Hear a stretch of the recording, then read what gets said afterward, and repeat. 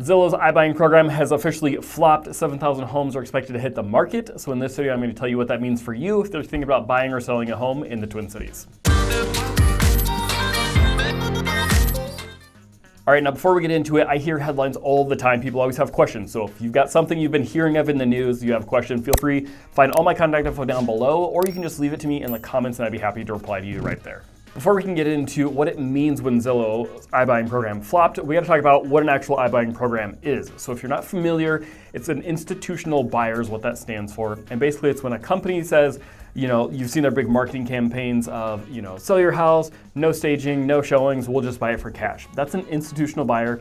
They come in, they'll purchase your home exactly like it is, and then they'll turn around and sell it, and then you can go purchase something else without going through a traditional sale on the market. They obviously market it as being very fast and convenient. You can pick your close date and you don't have to do any repairs, which all sounds super great, and it is in a way. However, obviously, for these companies to be able to make their money, they've got to be able to purchase your home at a price that is low enough that's at or below market value so that they can then do those things, fix it up, and turn around and sell it afterwards. That's how they make their money. They've obviously got to purchase from you cheap enough. So there's kind of you're paying for the convenience of skipping the showings and the staging, but you're taking a big hit on that sale price, generally speaking. So then that begs the question, why did Zillow flop? They're obviously such a behemoth, massive organization. Here's what the problem was. They had to convince people of this business model, right? Of why would you skip selling traditionally and let them purchase the home? And in order to do that, they had to spend way too much when they purchased the home from the homeowners. So even though we're in a really strong seller's market, their homes were then sitting on the market because then they would have to price them even higher when they go to resell them. The homes would sit on the market, they would eventually sell for a lot less. Their holding costs were really long. And so really, they never made money from what I've heard doing this model because they were overpaying. So I was pretty curious. I wanted to see if the actual stats would back up what I've seen, and they definitely did. So there's the biggest agent in the Twin Cities who shall remain nameless, but you would all know, and they're the exclusive seller of Zillow purchased properties. And so I wanted to see what their stats were. So I pulled all of those listings. I filtered it just down to the Zillow listings for the last 6 months that they've sold. Very interesting numbers. So the average list price to sales price, so what they put it at versus what it actually sold at, in the Twin Cities metro in general, we're at 100.76% over the last 6 months averaged. So if you list your home for $400,000, it's going to sell for 0.76% higher than the MLS average, or than what you listed at. These properties sold by Zillow on the flip side sold for 95.5%, so almost 5%. What is that? A little more than 5% under their list price. So they bought the homes for here, they then sold them for here, but then they sold for this they listed them here and then they sold back down. So because of that, they weren't able to make money on that model. Also looking at their days on market, the MLS average for the past 6 months has been about 32 rolling days on market average. Those Zillow properties were 41, so that means they're about 22% higher. So again, they had higher holding costs, having all that money tied up into those assets, and then they were making money anyways, so then higher costs and lower profit. So with Zillow's announcement here recently, they're no longer going to be buying these properties. They're not doing their iBuyer program. Of course, Zillow, the website, isn't going away anytime soon, so they'll still have homes for sale, but they're not going to be purchasing with the iBuyer program. What they did announce, though, is they've currently got about 7,000 properties that they need to sell, ones that they've purchased that they have not closed on. And so then they're expecting all of those to start kind of flooding the market. Now, what is that going to mean for you?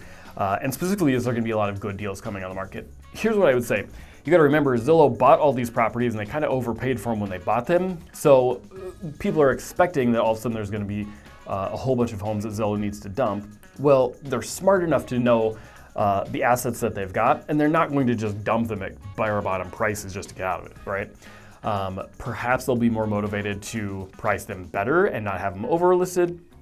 But in all reality, these aren't going to be like bank foreclosure homes. So if you're looking for great investment properties, Zillow ones coming into the market weren't great before, and I don't expect they're going to be now. So if the Zillow model didn't work of doing the iBuyer program, the question becomes, what's the future of iBuying going to be? And really, it's anybody's guess, but here's my 2 cents that I'll give you. Zillow is not the only company that's been doing this. There's Open Door, there's OfferPad. Keller Williams has actually talked about getting Keller offers going. And so there's a whole number of different companies that will do this, right? Everybody's big value proposition is either from an agent standpoint, I'm going to sell your home faster, cheaper, easier, and for a more profitable number. Or the opposite is skip that altogether, and iBuyers are saying, we'll just buy it from you right away with the convenience, right? So you'll make a little bit less money, but it's more convenient, right? The margins on these two are becoming closer and closer, right? It's becoming less expensive to go through an agent, and it's becoming a lot more easy and convenient with getting your home ready. And then the margins on this are going the other direction. So here's what the future we've got to talk about is, and that's going to be largely based on what the real estate market is doing. We've talked about how we're in a seller's market. We've been in a really strong seller's market for some time, and we're expecting that to start shifting. Maybe it'll be in the next 2 months, maybe it'll be in the next 2 years. It's really hard to say. But eventually, at some point, we've got to shift from being such a strong seller's market towards being a more buyer's market. So how's that going to affect iBuying? Obviously, if they're seeing all these institutions are seeing value starting to dip, when they purchase your home, they've got to take into consideration timeline. So if the market's going down in price at all, or even staying flat, they've got to purchase your home for even less so that if the market goes down and they actually close on it a month or two later, the home's going to be able to be sold for a lower amount, which means they've got to get it from you for an even lower amount. Therefore, that fee of paying convenience is going to cost you even more. So maybe before it was only a $5,000 or $10,000 hit, maybe that would be worth it to some people.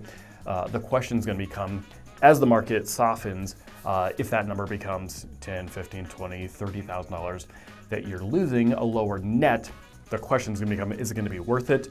I don't think most people would say it is. Currently, it's not worth it for most people anyways. But so in the future, when we become into a buyer's market, it's going to be even harder for those iBuyers, I believe, to make a living. Okay, so then the last thing I wanted to talk to you about is the guaranteed offer. Now, I'm actually going to do an entire other video on that down the road. But the question becomes, is it better to have a guaranteed offer if the market's shifting?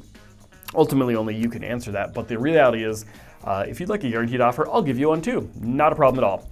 I'll pay you $50 for your home. Obviously, I'm joking and being a little silly, but the reality is if somebody's going to guarantee you an offer, it's also going to be based on what the market's doing. So if they think the market's going to be going up in sale price over the next 6 months, they can make you a higher, better offer for that guaranteed offer. If it's going down, they've got to do the opposite, right? Everybody's a business. So if you're looking at Zillow or one of these other companies doing guaranteed type of offers, then if the market's going down, I'll guarantee you an offer, but it's going to have to be even lower to absorb my risk and create me a big, nice profit, right? So just because they're guaranteeing an offer doesn't mean it's going to be a very good one. Doesn't mean you're going to like the terms of it. So it's really kind of a marketing gimmick that I wouldn't want you to fall for. Get fair market price for your home.